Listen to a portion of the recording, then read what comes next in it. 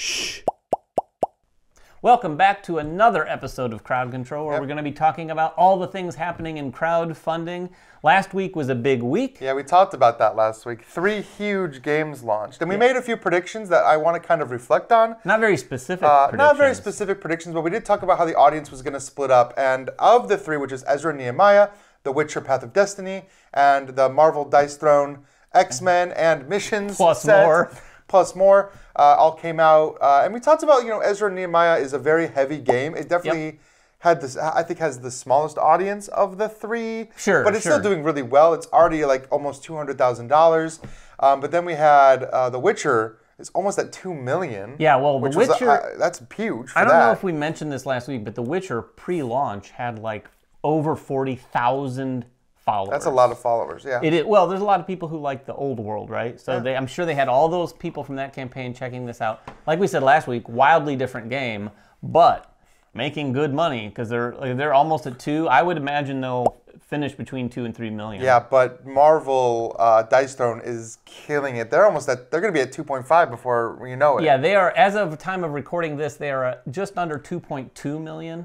And I want to talk about this a little bit more because their campaign... This is crazy. It is. It's huge. Dice Throne has established itself very well. They've got a lot of followers, a lot of built-in fans. Well, and X-Men has a huge fan base already, too. Yeah, and it's Marvel, and it's X-Men, and it's the co-op mission stuff. And it's Deadpool, which has his own fan base. We looked. There's over 500 backers that just backed just to get the Deadpool. Yeah, and so our hunch is that people are using that Deadpool as the lowest level of entry, and then they might change their pledge. So it's probably likely. It's possible. Well, why would you want Deadpool and not the X-Men characters also? Deadpool, I'm telling you, he has his own fan base, his own separate fan base. I'm sure there's some backers there that are just like, I don't even know Dice Throne, but I want Deadpool. Well, exactly. That's exactly what I think. Maybe. But the other cool thing it has are pre-painted color miniatures for not only the new X-Men characters in this, but also the other Marvel characters. You got to get to the higher tiers for those, but oh my gosh, those miniatures look amazing. They do. They look awesome. It's really cool to see Manny's art brought to life. Brought to life basically. In that way, in 3 dimensions. I think now they did that in Dice Throne Adventures too, but also when you're talking Marvel, it is really cool to see the characters. They did, and it was cool to have those. I had the pre-painted minis for Adventures for all the different characters. And it was cool seeing the Dice Throne characters come to life.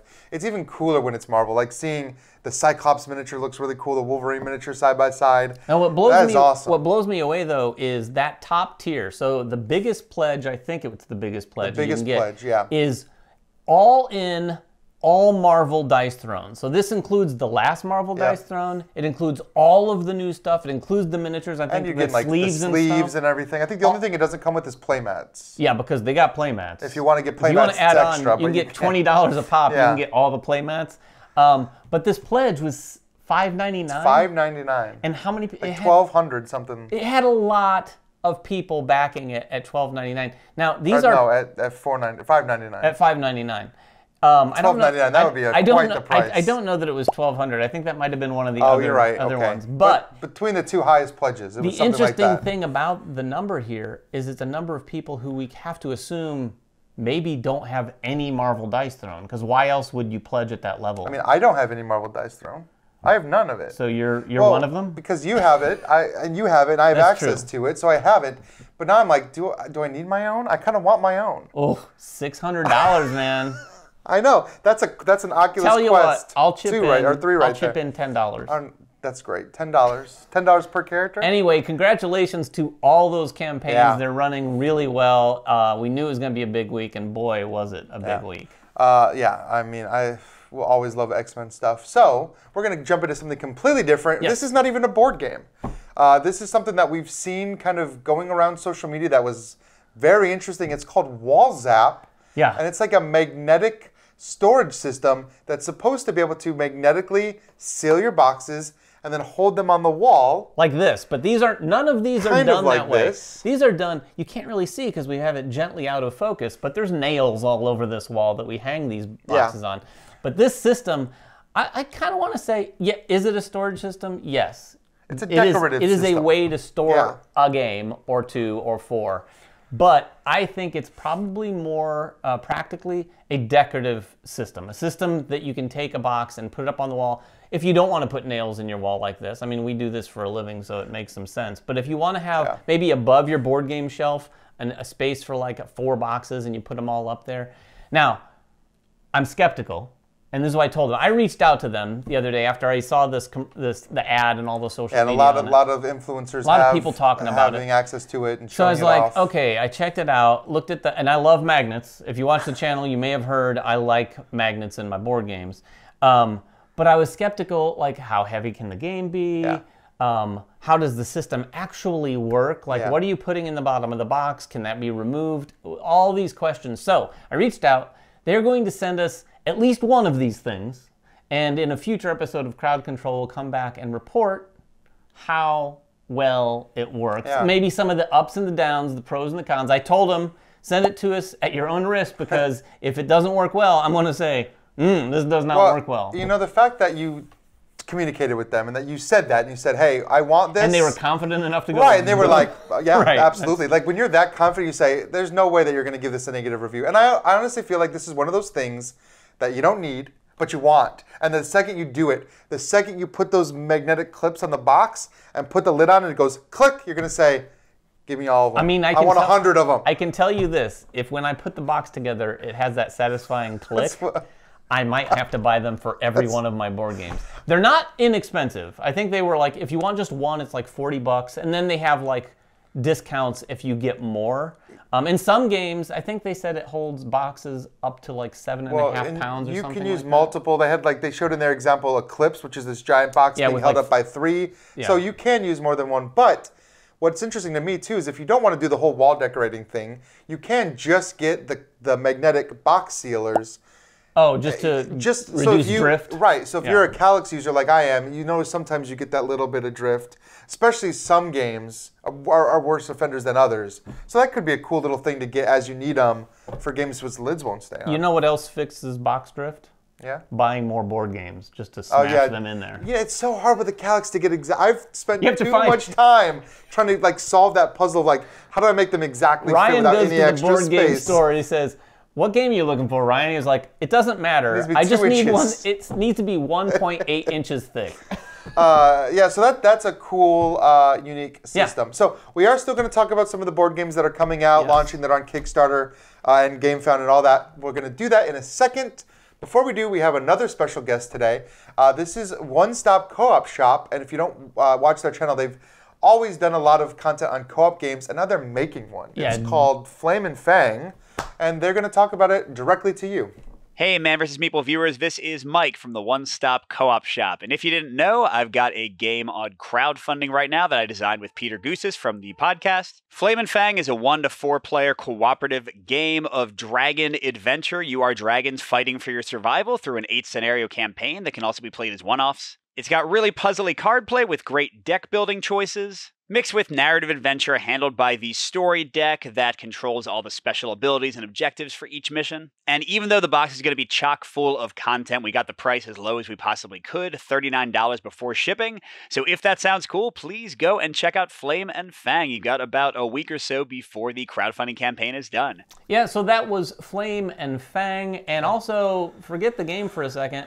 Just check out their channel too. Yeah. If you're not familiar with One Stop Co-op, go check out their channel. They do some really solid content. Jeremy Howard's been on there quite a bit too, because he does a lot of solo content as well. 100%. So we've got 2 more games to talk about. The first is going to be one that I actually had a chance to try out with Emily at Gen Con. It is Critter Kitchen. This one is from Cardboard Alchemy. And like I said, I had a chance to play it. It looks in many respects like a follow-up to Flamecraft. Well, yeah. It's going to appeal to the Flamecraft crowd because, most importantly, the artwork is very, very similar. However, it does not take place in that universe. It's a very different themed game. Which is a strange... they could have. I don't think they would have had to do a lot of heavy lifting to put them in the same world. All I have to say is, if I wanted to take advantage of the success of something like Flamecraft, I do. However, I do think this is a great follow-up choice, because a lot of people that became aware of Cardboard Alchemy because of Flamecraft are also probably really going to enjoy this game. Yeah, it is a step up, I believe.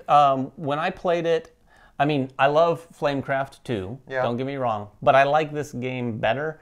One of the things this game has is kind of, I want to say worker placement, but there's more things going on. You're playing these critters that are trying to put together these plates of foods, ultimately for a critic. But you're also trying to sell those plates of foods for points basically throughout the game.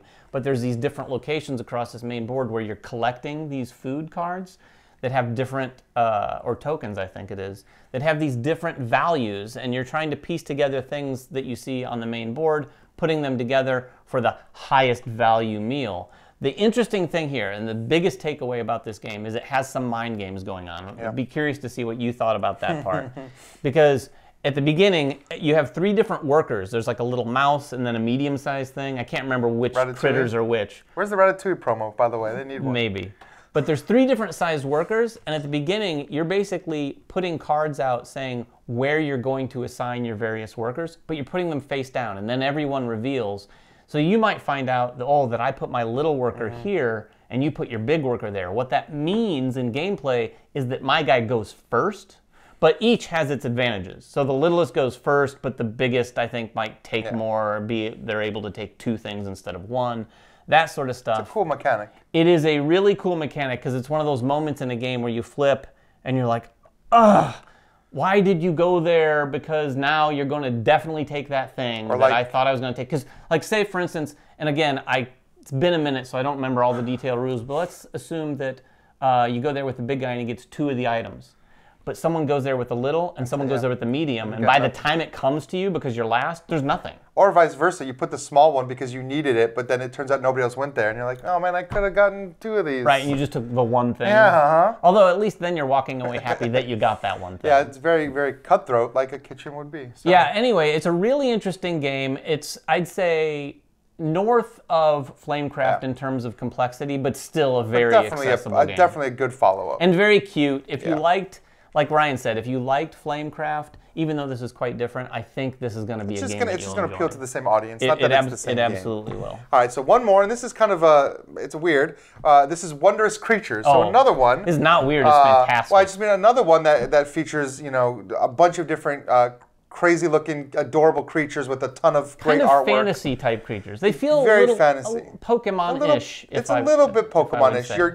The game isn't, but the creatures look that way. They do. You're going to this island to bring these creatures back to your reserve, and what your reserve is functionally is a tableau, and you're building this tableau. And we got the chance to play this. We've got coverage up on the game, so we can, you can see more detail. But the reason we decided to talk about this game is because that tableau building aspect of the game ended up being so incredibly satisfying for both of us. There's just a wild amount of cards. There's like 112 cards in the game that you're, in a way, drafting almost to add to your reserve playing cards, triggering off a whole sea of different abilities. It's wild. Everything you'd expect from a tableau builder, honestly. Yeah, if you like tableau builders, and this year has been good. We've played a few games. If you follow our content, Evenfall, Veil of Eternity. These are things that really speak to us. Me in particular, I love a tableau builder, but like Ryan said, it has the ongoing abilities, it has the end of game scoring.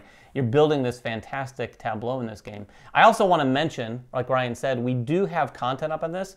They did pay us for that content. No one's paying us for this content. We cover but somebody will say that we got paid for this content. Probably, but that con over there, it tells you what the game is, it tells you what it does. Right now, we're talking about it because we absolutely want to. Yeah. This is a company called Bad Comment. They did Wild Serengeti. Wild Serengeti, Life on the Amazonia. Yep. This one feels a little bit different for them. For sure. But I got to tell you, absolutely check out this campaign. It has my full endorsement to go check out. No, I mean, we had a surprising amount of fun with this one. Yeah, I was really pleasantly surprised. Sometimes we get, like, when we're asked to do sponsored content, they'll send us a copy of the game, and, we slot it into our schedule, and it's, this is one so we've had it for a while. We talked about this before. I wish we had played it the day we got it. Yeah. I would have played it many times between then and now. It just is a lot of fun, and I think, like David said, if you like tableau builders, this is one that you probably want to have in your collection. Yeah, so that is what is happening, what has happened, what is about to happen maybe in crowdfunding. If you have any questions at all about it, please make them in the comments below. We'll get down there and talk with you till our heart's content. Until next time, make sure everyone has fun at the table, and we'll see you then. Bye.